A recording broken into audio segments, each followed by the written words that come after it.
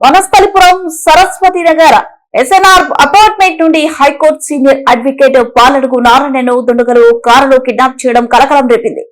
కిడ్నాపర్లు నారాయణ భార్యకు ఫోన్ చేసి ₹1 కోటి డిమాండ్ చేస్తున్నట్లు సమాచారం.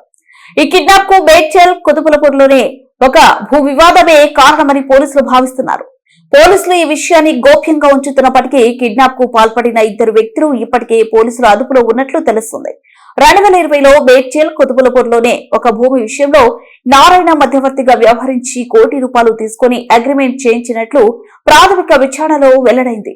అయితే భూమి అగ్రిమెంట్ కు సంబంధించిన విషయంపై మాట్లాడకుండా నారాయణ దీంతో నిన్న 2 వ్యక్తులు నారాయణను తీసుకెళ్లినట్లు సమాచారం. నారాయణ మధ్యవర్తిగా ఉండి డబ్బులు తీసుకున్న తర్వాత కూడా స్పందించకపోవడంతోనే ఈ కిడ్నాప్ జరిగిందని తెలుస్తుంది.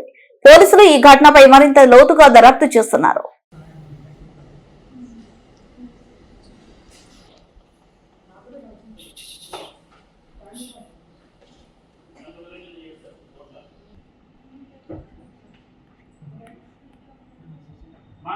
నాకు తెలిసింది